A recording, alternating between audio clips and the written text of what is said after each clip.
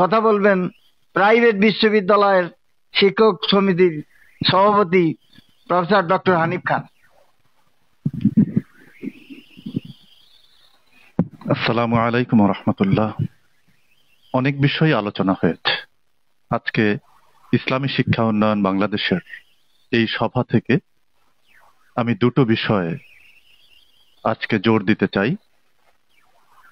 স্বতন্ত্র ইবতেদায়ী মাদ্রাসাকে একটি ট্র্যাকে ওঠানোর জন্য ইসলাম শিক্ষা উন্নয়ন বাংলাদেশের পক্ষ থেকে যেই পরিকল্পনা, যেই কর্মতৎপরতা, যেই কর্মপ্রচেষ্টা আমরা সুনিবিড়ভাবে এবং পরিকল্পিতভাবে চালাতে সক্ষম হয়েছি, আল্লাহ রাব্বুল আলামিন তার উপরে বরকত এবং রহমত নাজিল করেছেন। আমরা দেখতে পাচ্ছি স্বতন্ত্র ইবতেদায়ী মাদ্রাসাগুলো এমপিওভুক্ত এবং জাতীয়করণের দিকে এগিয়ে যাচ্ছে। শুধু ইন নাম্বার প্রাপ্ত নয়, বরং যতগুলো প্রতিষ্ঠান তালিকাভুক্ত ছিল অথবা তালিকাভুক্ত নেই, আমরা আশা করছি সকল ইবতেদায়ী মাদ্রাসাগুলো আলোর মুখ দেখবে, শিক্ষকদের রুটি রুজির ব্যবস্থা হবে, তাদের বেতনের ব্যবস্থা হবে এবং এদেশের কোমলমতি শিক্ষার্থীরা প্রাথমিকভাবে ইসলাম ধর্ম শেখার সুযোগ পাবে। এই সাথে যেই দুটি বিষয় বলতে চাচ্ছি, প্রথম বিষয়টি হচ্ছে শিক্ষার প্রাথমিক স্তর হচ্ছে প্রাথমিক শিক্ষা।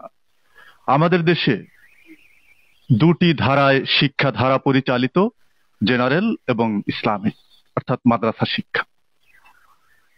মাদ্রাসার তুলনায় প্রাথমিক বিদ্যালয়ের সংখ্যা অনেক বেশি, অর্থাৎ প্রায় ৬৬,০০০ প্রাইমারি স্কুল রয়েছে।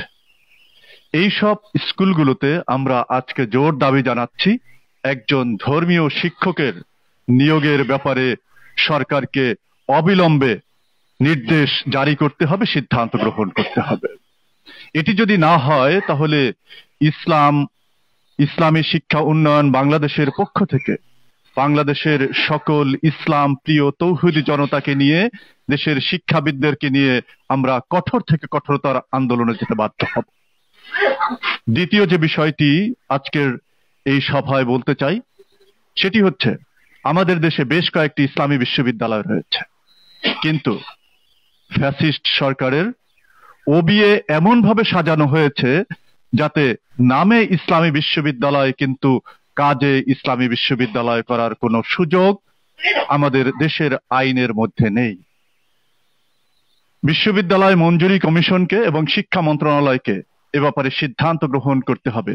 ইসলামী বিশ্ববিদ্যালয়ের প্রত্যেকটি কোর্স যাতে ইসলামাইজেশন করা যায়, সেখানে ইসলামী কারিকুলাম অন্তর্ভুক্ত করা যায়, না হয় নামে ইসলামী বিশ্ববিদ্যালয় থাকবে, এগুলো প্রকারান্তরে জেনারেল বিশ্ববিদ্যালয়। কিছুদিন আগে একটি ইসলামী বিশ্ববিদ্যালয়ের ভিসি মহোদয়ের সাথে শিক্ষা নিয়ে আলোচনা প্রসঙ্গে আমি তাকে প্রশ্ন করেছিলাম যে আপনি ইসলামী বিশ্ববিদ্যালয়ের ভিসি, কিন্তু আপনার কোর্সগুলোতে ইসলাম কি চালু করতে পেরেছেন? উনি বললেন, না, আমাদের হাত পা বাঁধা।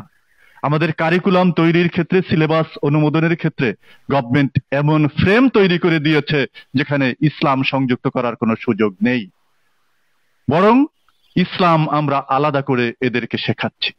আলাদা করে শেখালে আমাদের শিক্ষার্থীরা সেটি শিখবে না, সেখানে গুরুত্ব পাবে না, বরং ইসলামী বিশ্ববিদ্যালয় ইসলামের স্বকীয়তা রাখার জন্য সেখান থেকে ডাক্তার তৈরি হলে সে মুসলমান ডাক্তার তৈরি হবে, সেখান থেকে ইঞ্জিনিয়ার তৈরি হলে সে মুসলমান ইঞ্জিনিয়ার তৈরি হবে। সে রডের বদলে বাঁশ দিবে না, ব্রিজ ভেঙে পড়বে না, পুকুর চুরি করবে না, পিয়নের 400 কোটি টাকা হবে, এটা হবে না, বেগমপাড়া তৈরি হবে না। অতএব দুর্নীতি দমন কমিশন যদি আমরা আরো 10টা সৃষ্টি করি কিন্তু আমাদের শিক্ষায় ইসলামাইজেশন করতে না পারি, তাহলে আমরা এই সমাজ থেকে দুর্নীতি এবং বৈষম্য প্রতিরোধ করতে পারবো না, বিতাড়িত করতে পারবো না।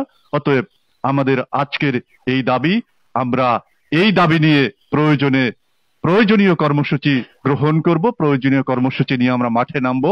দুটি দাবি আবারও বলছি, প্রাথমিক বিদ্যালয়ে একজন ধর্ম শিক্ষকের ব্যবস্থা করতে হবে নিয়োগের জন্য, আর বাংলাদেশের ইসলামী বিশ্ববিদ্যালয়গুলো সরকারি এবং প্রাইভেট যা রয়েছে প্রত্যেকটি ইসলামী বিশ্ববিদ্যালয়ের প্রত্যেকটি কোর্স কারিকুলাম যাতে ইসলামাইজেশন করা যায় এ ব্যাপারে ইউজিসি এবং শিক্ষা মন্ত্রণালয়কে দ্রুত সিদ্ধান্ত গ্রহণ করতে হবে। ধন্যবাদ।